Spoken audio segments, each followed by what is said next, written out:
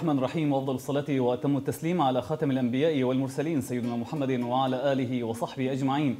مشاهدي الكرام أينما كنتم، طيب الله أوقاتكم بذكر الله وبمحبته الدائمة. ها هو لقاؤنا يجمعنا بكم من خلال برنامجكم أعذب الأناشيد.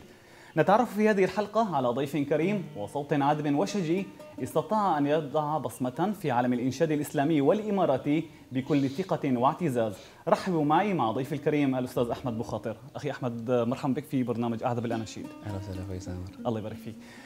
نحن كالعادة نبدأ ببدايات المنشد، لكن أنا سأبدأ بالنتائج الإيجابية التي حققتها الآن على طريق الإنتاج الإنشادي، واليوم أحمد بوخاطر يشار له بالبنان في النجاح، والخطوات اللاحقة الحمد لله رب العالمين سنتكلم عنها في هذا الحوار. الحمد لله.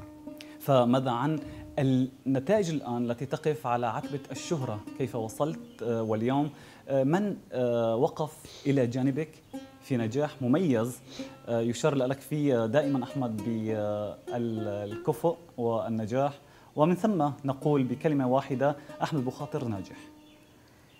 هو الحمد لله هو توفيق من الله سبحانه وتعالى في البداية، وطبعا تشجيع أهلي وأصحابي من حوالي كلهم وقفوا معي الحمد لله في اختيار الأناشيد، في تصحيح مثلا الأداء الصوتي إذا كان في مثلا في خطأ مثلا في اختيار الألحان ولا في طريقة الإنشاد.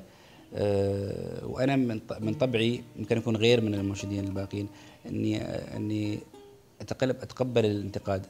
جميل. لأن أنا حتى أنا في السابق كنت ما أحب أن أي أحد ينتقدني أو يقول لي أنت أخطأت أو أنت مثلا، ولكن أنا ربيت نفسي على أن النشيد هذا في الأخير يقدم للمستمع. إذا كان المستمع هو يعني مبسوط مثلا من العمل، فهذا في الأخير إحنا هذا اللي نبغيه. سبحان الله. فلذلك كانت انتقادات شديدة كانت تأتيني، وكنت أنا أخذها بصدر رحب، وكنت أوظفها في طريقتي مثلا في الإنشاد، في اختيار المواضيع، اختيار الشعراء، اختيار الألحان. كانت انتقادات شديدة صراحة، ولكن مع الوقت مفيدة. يعني مع الوقت حسيت أن لولا الله سبحانه وتعالى ثم اهتمام الناس بالعمل اللي أنا أقوم والنصيحة لما كنت اليوم أنا هنا. ما شاء الله. أحمد، الآن يعني الأصوات الإماراتية لا نقول كثيرة، لكن لها تأثير إيجابي. أذكر على سبيل المثال أخي وصديقي الأستاذ أسامة الصافي، وأذكر أحمد بوخاطر بكل فخر واعتزاز. خلينا نقول المرتبة اللي أنتم وصلتوا لها اجتهدتوا فيها من البدايات الأولى وبتوفيق من الله عز وجل، لكن الآن ما هي أبرز النتاج الإسلامي في هذا المجال، في المجال الإنشادي؟ يعني بلا شك الإمارات فيها كثير من المنشدين ما نعرفهم وين موجودين الحين بالضبط، ولكن دائما نحن يعني انا شخصيا دائما حاولت اني اشوف اذا في فعلا في يعني مواهب انشاديه نحن نطلعها على الساحه الفنيه. وانا يعني في بداياتي انا في الانشاد يوم اخذت الحمد لله شوط كبير، فعملت فرقه انشاديه وجبت تقريبا حدود 8 ل 10 اشخاص وجلست ادربهم طريقة الإنشاد على أساس إنه هذا غدا يعني يحملوا الرسالة نفسها، وهم يستقلوا بخطهم يعني. بالضبط. وكل واحد عنده صوته وعنده أداء المتميز، والناس في الأخير أذواق. يعني واحد يبغى يسمع مثلا أحمد بوخاطر، واحد يبغى يسمع أسامة الصافي، واحد يبغى يسمع مثلا سين أو جيم من الناس يعني. عرفت قايل؟ وما نبغى نحن مثلا بلد الإمارات يكون قائم على منشد أو اثنين أو ثلاثة بس. طبعا. نحن بيكون مثلا وانا متاكد ان في كثير من الشباب الموجودين اصواتهم يكون حتى احسن من اصواتنا نحن. ما شاء الله، هذا تواضع جميل. بس نحن شو انا ابغي ان يكون في تنوع، الناس ما تحس بالملل، ونفس الوقت ان يكون في اكثر من شخص يحمل الدعوه الاسلاميه. جميل جدا. احمد، البدايات الاولى كانت ربما ككل البدايات اكتشاف صوت عذب، ربما في المدرسه او في حلقات حفظ القران الكريم، ومن ثم كيف أتت أدوار متلاحقة ما بين المدرسة والبيت، ثم الخطوة الأولى نحو النجاح؟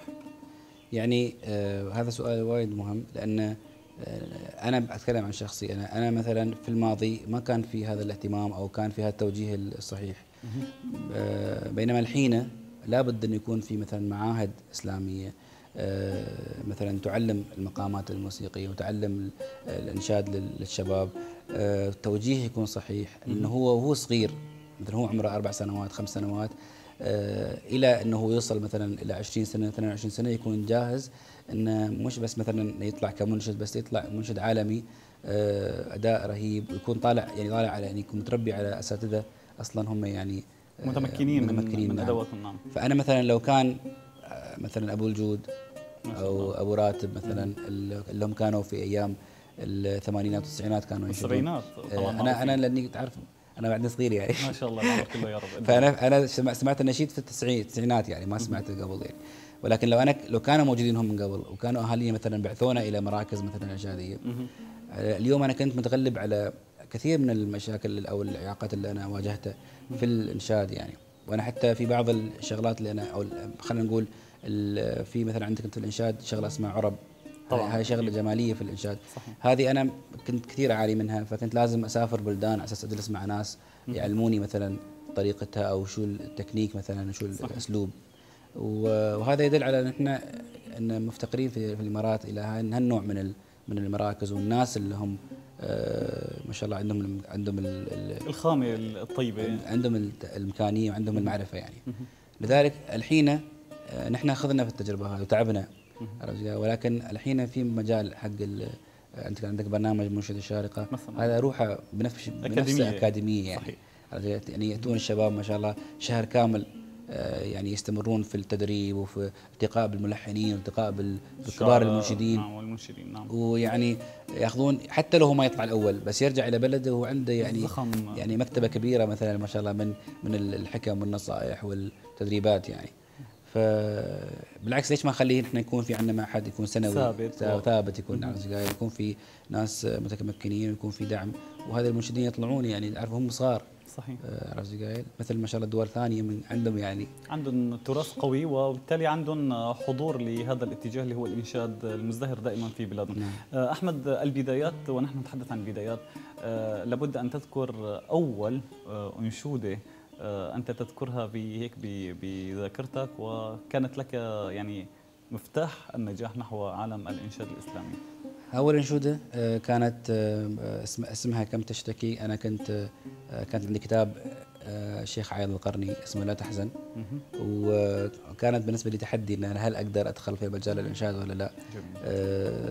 فأنا طبعا في هذاك اليوم أنا كنت رجعت البيت وفتحت، كنت أتصفح الكتب الموجودة عندي، ففتحت هذا الكتاب، وفي آخر الكتاب كانت القصيدة موجودة أبيات معدودة يعني، فقمت بتلحينها وعرضتها بعدين على الشباب في الاستوديو، والحمد لله يعني عجبتهم كثير، لأن كانت لون مختلف، لون جديد يعني. كانت لأن الشباب اللي كانوا في الإمارات كانوا ينشدون باللون الماضي اللي هو اللون الجهادي أو اللون الحماسي. صحيح، الإيقاعي. نعم. فأنا جبت خلينا نقول شوي في مشاعر، شوي في رومانسية، شوي في نوع من الروحانية. جميل. فصار في الحين توازن بين الروح الحماسيه والروح الشاعريه. جميل جدا. جدا. حتى كان ابو راتب كان يقول لي ان غيرت ان انت احمد بو خاطر صرت مدرسه لوحدك يعني، او خط لاين خاص لك بهذا الاتجاه.